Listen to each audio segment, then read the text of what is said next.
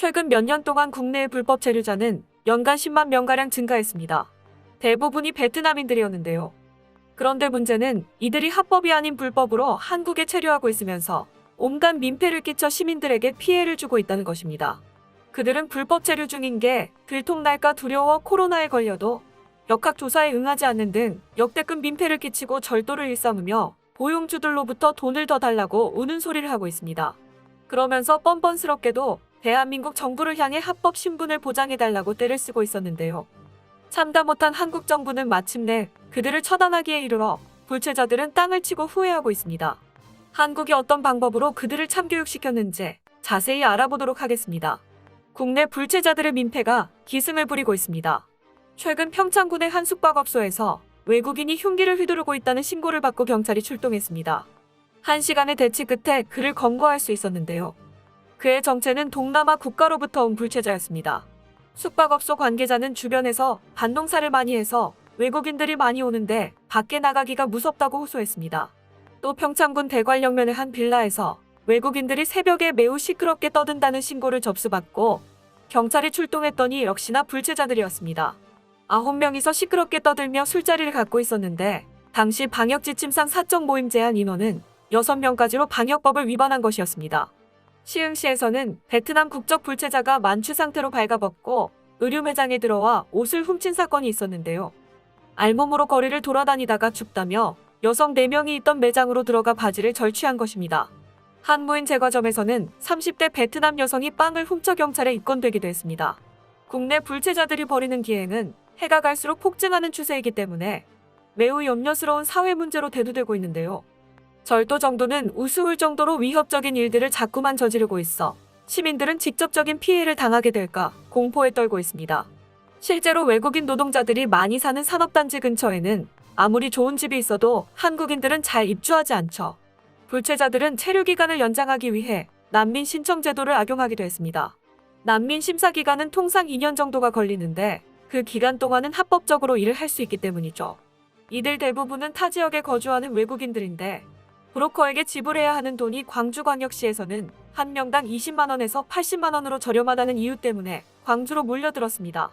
서울은 500만 원, 부산은 300만 원인 것을 감안하면 매우 저렴하기 때문에 광주의 난민 신청이 폭주했던 것이죠. 그러나 광주 출입국관리사무소의 난민 심판관은 한 명에 불과했기 때문에 심판관의 업무를 가중시키고 정치나 종교, 인종 문제로 핍박받는 진짜 난민의 구제 절차는 지연되어 큰 논란을 빚었습니다. 심지어 난민 신청을 한 외국인은 정부로부터 6개월 동안 한 달에 약 40만 원의 체류 비용을, 행정소송을 내면 150만 원에서 300만 원에 달하는 소송 비용을 각각 지원받기에 잔머리 굴려 한국인들의 돈으로 놀고 먹으려는 거냐는 비난을 피할 수 없었습니다. 하지만 신청자 몇백 명 중 두어 명밖에 난민으로 인정되지 않자 불체자들은 다른 방법을 모색했습니다. 바로 위장결혼인데요.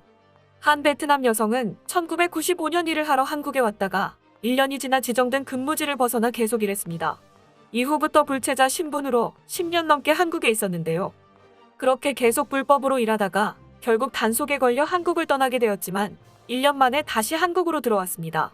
다른 사람 명의의 여권으로 신분 세탁을 해 위장결혼을 했기 때문이었죠. 위장결혼으로 한국 국적을 얻으면 더 이상 불체자가 아님은 물론 복지 혜택까지 누릴 수 있어 일석이조였습니다. 심지어 결혼 후 한국에 2년 이상 거주하면 이혼을 해도 영주권을 취득할 수 있는 점까지 이용하여 제도의 허점을 제대로 파고들었는데요. 시민들에게 한국 사회의 악이라 일컬어졌던 불체자들에게 한국 정부는 관용을 베풀어 왔습니다.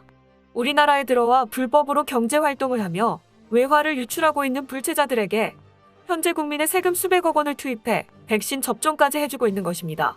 법무부는 불체자가 3차 접종까지 완료하고 10월 31일까지 자진 출국하면 범칙금을 면제하고 입국 규제도 유예해주는 조건까지 내걸며 백신 접종을 권고하고 있는데요. 지난해 발표한 백신 1회 접종 행위료는 19,220원인데 불체자 백신 접종 비용에만 총 190억 3천여만 원이 투입된 셈입니다. 이 금액에는 백신 구입 비용은 포함하지 않았는데 백신 2회분 가격이 하나로 6, 7만 원 상당인 것을 계산하면 불체자에게 접종한 백신 구입 비용에만 460억 원 이상이 들어간 것으로 볼 수 있습니다. 이에 한국인들은 반발할 수밖에 없었는데요. 이런 반응은 어찌 보면 당연했습니다. 한국인들 덕분에 공짜로 코로나 검사를 받고 백신을 맞은 불체자는 양반이라는 반응이 나오게 되는 사건이 발생합니다. 불체자인 걸 들키고 싶지 않아 백신 접종은커녕 코로나에 걸려도 그렇지 않은 척하며 거리를 활보하고 다닌 이들이 있었던 것입니다. 함께 일하거나 몰려 지내면서 감염에 취약하면서도 이들은 검사도 받지 않고 당연히 역학조사에도 응하지 않아 코로나가 더 널리 확산되게 만들었죠. 그들이 민폐를 끼쳐가면서까지 한국에 붙어 있고 싶어하는 이유는 바로 코리안 드림 때문이었습니다. 최근 한국에서 합법으로 체류하며 일을 하는 어느 베트남인이 SNS를 통해 자신의 급여 명세서를 공개했는데 그 금액이 무려 세후 427만 원에 육박했습니다. 추가 근무를 많이 해 그만큼 받게 된 것이긴 하지만 이 금액은 베트남 현지 직장인들이 받는 평균 급여의 12배나 많은 수치였습니다. 베트남에서의 1년치 월급을 한국에서 한 달 만에 벌어들인 셈인데요. 베트남 현지 매체도 한국은 임금이 높고 근로 환경도 좋아 일하기 좋은 국가라는 보도를 한 적이 있어 베트남인들은 코리안 드림에 현혹되고 말았던 것입니다. 그렇게 한국으로 들어오는 외국인들이 폭증하게 되면서 2020년 11월까지 국내 체류 중인 외국인 근로자는 43만 명을 넘어서게 되었습니다. 충격적인 것은 이중 비자를 취득한 이들은 18만여 명으로 전체의 절반도 되지 않는다는 것입니다. 국가별로 집계한 외국인 근로자 체류 인원 통계에 따르면 베트남 국적의 노동자가 3만 명이 넘는데 이는 전체 국가 중 두 번째로 많은 수입니다. 비자 면제나 무사증 등으로 입국했다가 3개월이 지나도 출국을 하지 않고 불법 취업으로 눌러앉는 경우가 대부분인데 한국이 코로나19에 더 안전한 데다 단속도 잘 되지 않아서 그들은 한국에 머무르는 것을 더 이익으로 생각하는 것입니다. 일단 불체자인 것부터 문제인데 그들은 합법으로 일하는 외국인들이나 한국인들과 똑같은 대우를 해달라고 아우성을 치고 있습니다. 한국 정부의 관용으로 불체자들의 노조 설립 및 활동이 가능하게 되고 불체자라도 근로자로서의 권리를 인정받게 되어 기세 등등해졌는데요. 임금체불에 항의하기 위해 건물 옥상에 올라간 난간에 걸터 앉아 협박 아닌 협박을 하며 시끄럽게 소란을 피워 일대를 혼란스럽게 만드는 등 시민들에게 피해를 입혔습니다. 한편 유학생으로 입국했다가 불체자가 된 이들은 성적이 안 되거나 출석 일수를 못 채워서 혹은 아르바이트를 하느라 비자 연장을 할 수 없는 조건이 되어 불체자가 되는 것입니다. 대부분의 유학생은 집에서 돈을 받지 않고 직접 벌면서 지내는 것을 원한다고 합니다. 등록금, 월세, 생활비 등 지출이 많지만 유학을 오기 위해 이미 많은 돈을 썼는데 어떻게 또 집에 부담을 주느냐 하는 생각 때문이라는데요. 반면 아예 건너올 때부터 돈을 벌 작정으로 유학을 오는 경우도 있었습니다. 불량한 불체자들이 너무 많아지자 한국 정부는 드디어 칼을 빼들었습니다. 외국인을 대상으로 하는 비자 심사를 강화하는 등 특단의 조치를 취하자 베트남에서 극심한 반발이 나오고 있는데요.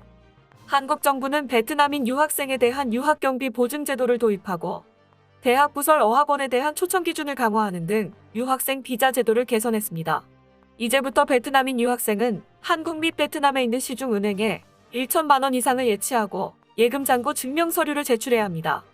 이게 매우 까다로운 이유는 500만 원 6개월 단위 분할 인출만 가능하기 때문입니다. 이전까지는 서류 제출 뒤 곧바로 출금이 가능해 한 명분의 금액으로 여러 유학생의 증명 서류를 만드는 돌려막기가 가능했지만 이제는 씨알도 안 먹히게 된 것이죠. 또한 어학원 초청 기준과 유학생, 어학 능력 기준도 강화되었는데요.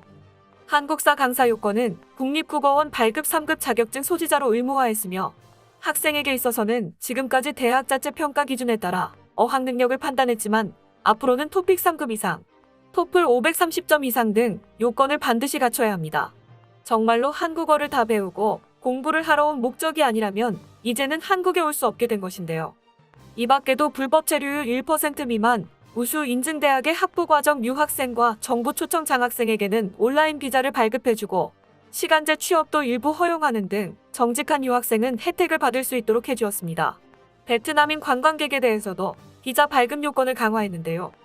기존의 비자 신청 시 은행 통장 사본이나 은행 계좌 입출금 내역서를 제출하면 되었지만 개정 후 최소 590만 원 상당의 예금이 있다는 점을 입증하기 위해 은행 통장 원본을 제출하게 되었습니다. 또한 은행 예금액이 비자 신청 최소 한 달 전부터 계좌에 있었다는 점도 입증해야 했죠. 이에 베트남인들의 반발이 들끓고 있는 상황인데요. 상식적인 내용을 담은 개정안에 반발한다는 것은 그들이 비상식적인 방법으로 해를 끼칠 계획을 세우고 있었거나 현재 그러고 있기 때문이죠. 지금껏 제도의 허점을 이용해 한국인들에게 수많은 피해를 준 것을 생각하지 않는 모습이 무척 저열한데요. 이제 더 이상 한국 정부가 그들에게 관용을 베풀 수 없게 되었습니다. 애초에 그들이 정직하게 정해진 기간 동안만 한국에 있었다면 비자 제도를 개정할 이유가 없었을 것입니다. 제도 개선을 통해 한국 사회 속 불체자들이 줄어들어 시민들이 쾌적한 일상을 보내게 될 날이 기대되고 있습니다. 끝까지 시청해주셔서 감사합니다. 도움이 되셨다면 좋아요를, 다른 이야기도 궁금하시면 구독을 눌러주세요.